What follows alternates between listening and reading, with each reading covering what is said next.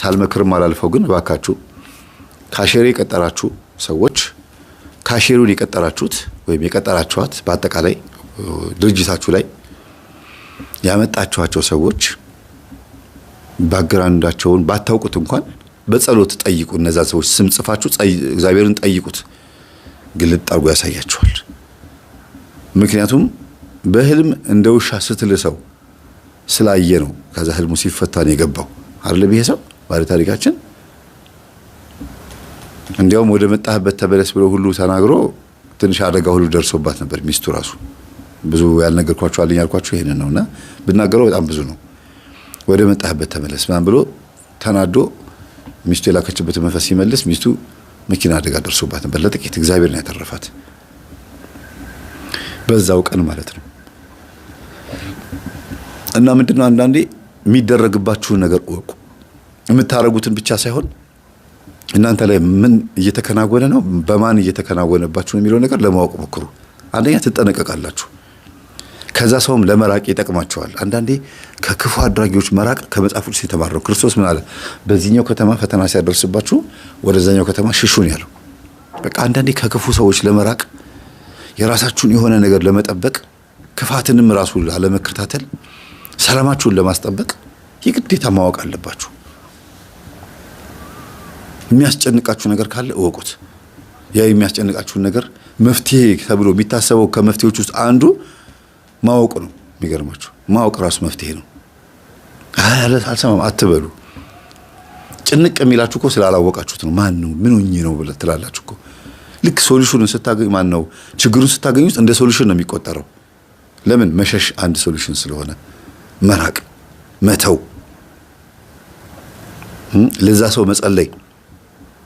ምናልባት ክፉ ነገር ያደረጉባችሁን ሰዎች እያሰባችሁ ትብሰለሰላላችሁ። አይ ይሄ ሰውዬ ወይም ሴትዮ በቃ እኮ ሰው ፊት አዋረደችኝ ወይም ደግሞ እንደዚህ ሆንኩኝ በሷ ምክንያት እንደዚህ ሆኜ ልቅር በቃ ትላላችሁ። እና ያን ሰው እንዴት እንደምትበቀሉት ሁሌ እያላችሁ ከንፈር የምትነክሱ ከሆነ የበለጠ በጣም ነው የምትጎዱት።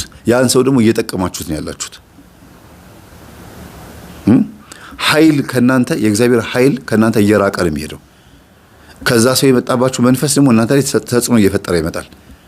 ያ ሰው ደግሞ የናንተ መጎዳት፣ የናንተ መጎሳቆል፣ የናንተ ጭምት ሆኖ መታየት ይሄ እንዴት ነው ጭምት ምትማት በቃ መቸገር፣ መጎሳቆል ለዛ ሰው እርካታው ነው፣ ኃይል ይሆነዋል ይባላል። ከባድ ነው። ስለዚህ ክፉ ሲያስቡባችሁ ማለት ነው እናንተም በዛ አትብሰልሰሉ። እግዚአብሔር ሆይ ልቦና ስጠው፣ በቃ መንፈሱን አይምሮ ሁሉ ነገሩን አስተካክልለት ብላችሁ መጸለይ ያለባችሁ። ለዛ ሰው መልካም ነገር በተመኛችሁ ቁጥር ከእናንተ የሚወጣው የእግዚአብሔር ኃይል የመልካምነት ኃይል ይጋራል። ያ ሰው የመጣባችሁ መንፈስም ካለ ይታሰራል። ለዛ ሰው ስትጸልዩለት የእናንተ መልካምነት ደግሞ እዛ ሰው ጋር ሄዶ ምን ይሆናል? ይጋባበትና መልካም ማሰብ ይጀምራል። ክፉ ጠላታችሁ ሳይሆን የሚሆነው ግን እኮ እንደዚህ ማድረግ አልነበረብኝም ብሎ የማሰብ ኃይል ይኖረዋል። ደግ ደጉን እንዲያስብ ትረዱታላችሁ። መልካምነት መልሶ ይጋባል። ታውቃላችሁ ወደዛ ሰው ከእናንተም ይኸው ጥቁር የለበሱ ሰዎች አካባቢ ላይ ሳቅ የለም። ነጭ የለበሱ ደስታ ያለበት ቦታ ላይ ሀዘን የለም። ይጋባል ቦታው ላይ። አንዳንዴ እስክስታ የማይችሉ ሰዎች ሰርግ ላይ አይታችኋል? ይወሰወሳሉ እኮ አይደል? ና ክርስቲና ጨፍር ሲባል አራኒ አሜልና ይቀመጣል አይደል? ከዛ ሁሉም ሰው ሲጨፍር ተነስቶ ማለት ይጀምራል እስክስታ። እና አትሞስፌር ይጋባል። ኢንቫይሮንመንቱን በሙሉ የመምሰል እድል ያጋጥመዋል። ስለዚህ መልካም የሆኑ ነገሮችን ከውስጣችሁ ባወጣችሁ ቁጥር ስለ ጠላቶቻችሁ ክፉ ስለሚያስቡባችሁ ሁልጊዜ እግዚአብሔር ሆይ ግለጥለት። ልክ እንደ ነብዩ ኤልሳ ማለት ነው። ነብዩ ኤልሳ ጠላቶቹ የሶሪያ ወታደሮች መተው ክብብ ሲያደርጓቸው ነብዩ ማነው ደቀ መዝሙሩ ሰንበት ተማሪው ጊያዝ ደግሞ ወየው የእግዚአብሔር ሰው ሆይ ተከበናል አለ። ጊያዝ ያየው በወታደር መከበቡን ነው። ኤልሳ ደግሞ ያየው ምኑን ነው? ከወታደሮቹ ጀርባ ያሉትን የእግዚአብሔር መላእክቶችን ነው። እግዚአብሔር ሆይ ግለጥለት፣ አይኑን ክፈትለት ብሎ ሲጸልይ ጊያዝ ማየት ጀመረ። እንዴ አለ ከወታደሮቹ ከጠላት ወታደሮቻቸው ጀርባ ሰይፍ የያዙ የእግዚአብሔር ሰራዊቶች ደግሞ ቆመዋል። እነሱ ጋር ካሉት እኛ ጋር ያሉት ይበልጣሉ ብሎ ተናገረ። ይሄንን ሲሰማ አያችሁ አይደለም? ይሄን ብዙ ጊዜ መልካም የሆነ ነገር ወደ አጠገባችሁ ወዳለ ሰው ሲጋባበት ያ ሰው እናንተ ያያችሁትን ያያል። መላእክቶችን አላየም ነበር ግያዝ። መልካሙን ነገር አላየም ነበር ግያዝ። መልካሙን ነገር ያየው ነብዩ ኤልሳ ስለጸለየለት ነው። በቃ አይኖቹን ክፈት እኔ ያየሁትን እንዲያይ እርዳው ብሎ ነው ያለው። እናንተም ያያችሁትን መልካም ነገር ይዩ ጠላቶቻችሁ። የሰው ጠላት የላችሁም፣ እርግጠኛ ነኝ የላችሁም። የሰው ጠላት የላችሁም። ጠላቶቻችሁ ዲያብሎስ እና ሰራዊቶቹ ናቸው። ግን እነሱ በሰው ልብ ላይ ያድሩና ጠላቶች አድርገው አምጥተው ያስቀምጡባቸዋል። ስለዚህ ለሰው መልካም ነገር ተመኙ። መልካምነታችሁ ይጋባል፣ ይሄዳል። የነዛ ሰዎች ክፋት ደግሞ ከእናንተ ይርቃል። አይደለም ከእናንተ ከነሱም ይርቃል። ለምን? እናንተ ጋር ያለው ስለሚበልጥ ተጽዕኖ ይፈጥራል፣ ዶሚኔት ያደርጋል። ኢንፍሉዌንሱ በጣም ከባድ ነው። ለምን? ቅዱስ የሆነ የእግዚአብሔር መንፈስ ስለሆነ። ይሄን ሲመታህ ይሄንን ስጠው ምን ማለት ነው? ክፉ የሚያስብብህን ክፉ አታርግበት ነው። አንድ ምዕራፍ ሸኘኝ ስልህ 2 ምዕራፍ ጨምርለት።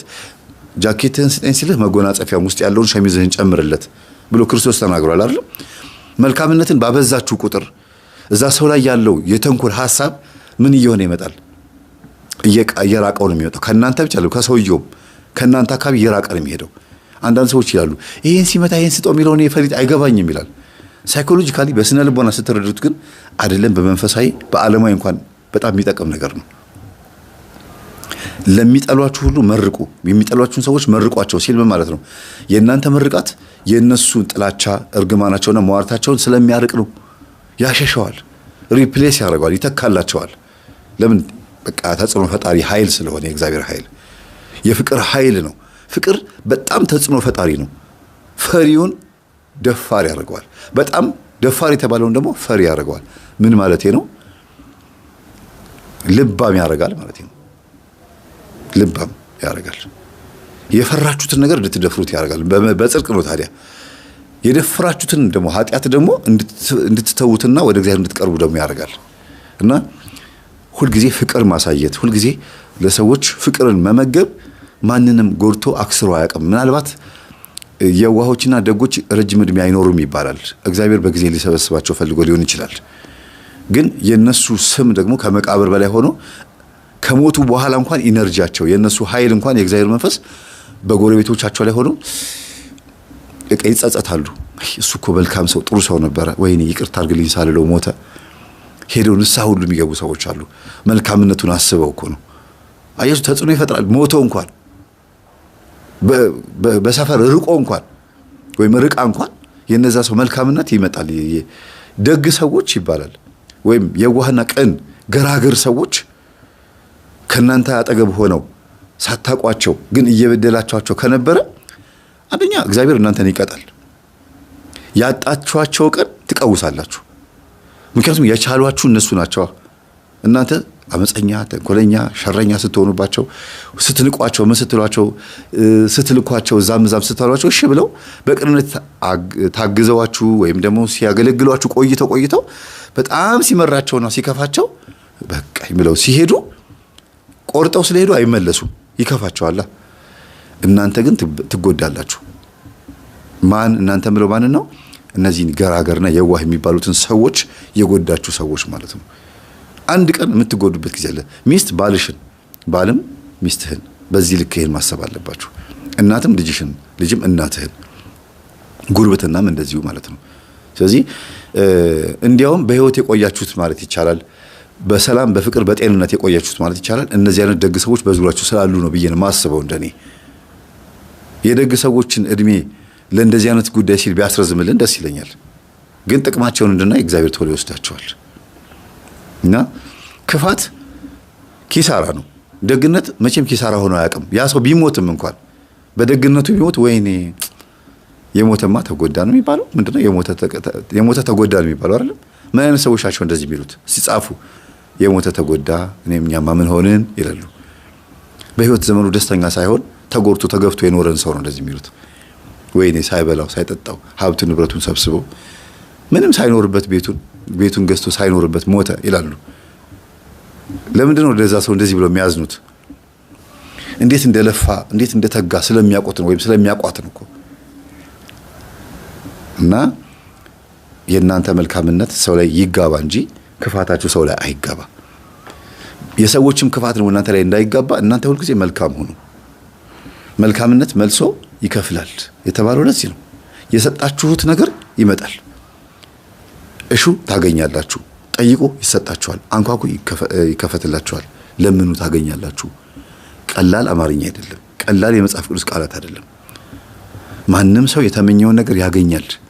ያንኑ የአፍህን ፍሬ ትበላለህ ነው የሚለው አይደለም። በልባችን የተመኘነው በአፍ የተናገርከው የአፍህን ፍሬ ትበላለህ። ለምን? አፍ የምን ውጤት ነው?